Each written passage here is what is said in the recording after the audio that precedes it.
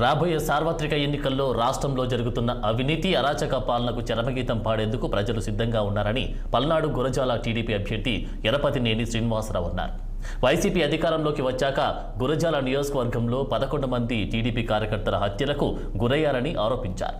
రాబోయే ఎన్నికల్లో టీడీపీ అధికారంలోకి రాగానే గురజాడ పిరుగురాలలో జరిగిన అవినీతి అక్రమాలపై విచారణ చేసి తానేంటో చూపిస్తానంటున్న టీడీపీ అభ్యర్థి ఎరపతినేని శ్రీనివాసరావుతో మా ప్రతినిధి పవన్ ఫేస్ టు ఫేస్. సార్వత్రిక ఎన్నికల సమరానికి సమయం దగ్గర పడతా ఉంది. ఇప్పటికే కూడా నామినేషన్ల ప్రక్రియ రాష్ట్ర వ్యాప్తంగా కోలాహలంగా కొనసాగుతున్న నేపథ్యంలో ఈరోజు పల్నాడు జిల్లా గురజాలలో టీడీపీ సీనియర్ నేత గురజాల టీడీపీ ఎమ్మెల్యేగా ఉన్నటువంటి మాజీ ఎమ్మెల్యేగా కొనసాగినటువంటి ఎరపతినేని శ్రీనివాసరావు అభ్యర్థిగా కూడా నామినేషన్ దాఖలు చేశారు. ప్రస్తుతం ఎరపతినేని శ్రీనివాసరావు మనతో ఉన్నారు. సార్ చెప్పండి, ఈరోజు ఉదయం నుంచి కూడా చూస్తూ ఉన్నాం, ఒక ప్రభంజనం సృష్టించే విధంగా కూడా నామినేషన్ దాఖలు చేయబోతున్నారు. ఏం చెప్తారు వైసీపీ క్యాడర్కి? అదే ఇప్పుడు నేను చెప్పేది, ప్రభంజనం అంటే జనం తిరుగుబాటు చేస్తే ఎలా ఉంటుందో ఈరోజు ప్రత్యక్షంగా గురజాల చూసాం. అణచివేత కార్యక్రమం, అధికారం ఉంది కానీ అహంకారం, పోలీస్ స్టేషన్ వేసి కొడతాం, వాసులు ఆక్రమించుకుంటాం, చంపుతాం, దుర్మార్గాలు చేస్తామంటే ఇది ప్రజాస్వామ్యంలో ఎవరు కూడా ఒప్పుకోరు. ప్రతి ఒక్కరికి జీవించే హక్కు ఉంటుంది, ప్రతి ఒక్కరికి రాజ్యాంగం ఉంది. అందుకని నీ సొంత రాజ్యాంగాన్ని లేదు ఇక్కడ వైసీపీ నాయకులు కానీ జగన్మోహన్ రెడ్డి కానీ. సో తిరుగుబాటు చేస్తే ఎలా ఉంటుందో ఈరోజు గురజాల నియోజకవర్గ ప్రజలు చూపించారు. 50,000 మందికి పైగా నామినేషన్కి వచ్చారు. ఆ 50,000 మెజార్టీ రేపు ఇక్కడ ఎంపీ గారికి, కృష్ణదేవరాయల గారికి, నాకు రాబోతోంది. సో 14-19 మధ్య మేము చేసిన అభివృద్ధి కార్యక్రమాలు 19-24 మధ్య వీళ్ళు చేసిన అరాచకాలకి బేరీజ్ వేసుకుంటున్నారు గురజాల నియోజకవర్గ ప్రజలు కానీ, ఆంధ్రప్రదేశ్ రాష్ట్ర ప్రజలు కానీ. సో ఆ అరాచకానికి అభివృద్ధితో మేము అడ్డుకట్ట వేస్తాం. నిలిచిపోయిన అభివృద్ధి కార్యక్రమాలన్నీ కంటిన్యూ చేస్తాం. సో గురజాల నియోజకవర్గాన్ని మోడల్ నియోజకవర్గంగా తీర్చిదిద్దుతాం. అదేవిధంగా ప్రజల్లో కనపడింది. మరోవైపు మీ అభ్యర్థి కాసు మహేష్ రెడ్డి కూడా చెప్తా ఉన్నారు, గురజాల నియోజకవర్గాన్ని అభివృద్ధి చేశాను, మెడికల్ కాలేజీలు తీసుకొచ్చానంటున్నాడు, మొక్క రాష్ట్రంలో ప్రజా సంక్షేమ పథకాలు అమలు చేస్తామంటున్నారు, ఖచ్చితంగా ప్రజలు తమకు పట్టం కడతామంటున్నారు. లేకపోతే నేను ఏం చెప్తారు? మెడికల్ కాలేజీ 2019 జనవరిలో వచ్చింది. ఆ రోజు తెలుగుదేశం హయాంలో ఎంపీ రాయపాటి సాంబశివరావు గారు దాన్ని తీసుకొచ్చారు. సో ఈరోజు మేము తెచ్చిన మెడికల్ కాలేజీ అంటే మీరు తెచ్చిన మెడికల్ కాలేజీ కాదు అది. ఈరోజు మేము తీసుకొచ్చాం మెడికల్ కాలేజీ. అది గుర్తుపెట్టుకోవాలి కాసు మహేష్ రెడ్డి. మెడికల్ కాలేజీ వల్ల ఈరోజు 20% కూడా మీరు పూర్తి చేయలేదు. అది కేంద్ర ప్రభుత్వ నిధులు. కేంద్ర ప్రభుత్వ నిధులు తప్పితే రాష్ట్ర ప్రభుత్వ నిధులు 20% మీరు పూర్తి చేశారా? నిధులు రిలీజ్ చేశారా? ఎంత శాతం మీరు మెడికల్ కాలేజీ పూర్తి చేశారు? మెడికల్ కాలేజీ పేరున రియల్ ఎస్టేట్ దందా చేశారు. బైపాస్ పూర్తి చేయలే, ఇళ్ళు ఇవ్వలేదు, రోడ్లు వేయలేదు. రోడ్లు వేయడానికి మున్సిపల్ బిల్డింగు, ఎంఆర్ ఆఫీస్ తాకట్టు పెట్టారు, ఆర్ఎండ్బి ఆఫీస్ తాకట్టు పెట్టారు. సో వీళ్ళు చేసిన అభివృద్ధి ఏం లేదు, వీళ్ళు చేసిన అరాచకమే ఈరోజు ప్రజలకు కనపడతా ఉంది. సో దానివల్ల తిరుగుబాటు మొదలైంది.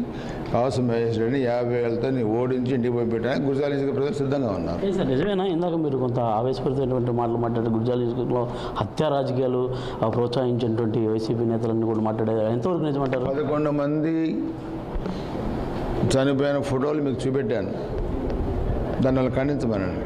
దాంట్లో ఎస్సీ ఎస్టీ బీసీ మైనార్టీ నాయకులు ఉన్నారు. 8 మంది వీళ్ళు చేసిన అక్రమమైన కొంతమంది పిల్లలు చనిపోయారు. కాసు మహేష్ రెడ్డికి ఉంది ఒక అమ్మాయి. అలాంటి పిల్లలు 8 మంది చనిపోయారు. నీకు అసలు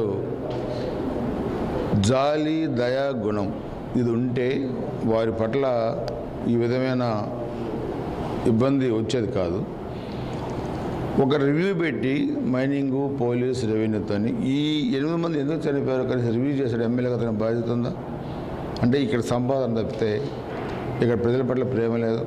మేము గురజాల కేంద్రంగా జిల్లా కావాలన్నాం. ఎప్పుడన్నా నేను ప్రయత్నం చేస్తానని ఒక స్టేట్మెంట్ ఇచ్చాడా? అందుకే 11 + 8 19 మంది చనిపోయారు 5 ఏళ్లలో. 60-70 మందిని కాల్ చేసి వెనక్కి పెట్టారు. మహిళలపై అత్యాచారాలు చేశారు, భూములు ఆక్రమించుకున్నారు, తర్వాత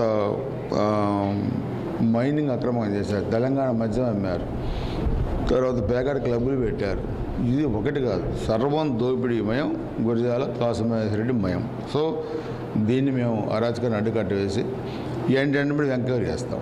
ప్రభుత్వ భూములు తిరిగి మళ్ళీ వెనక్కి తీసుకొచ్చి అక్కడ బోర్లు పెడతాం, ప్రభుత్వాన్ని స్వాధీనం చేస్తాం.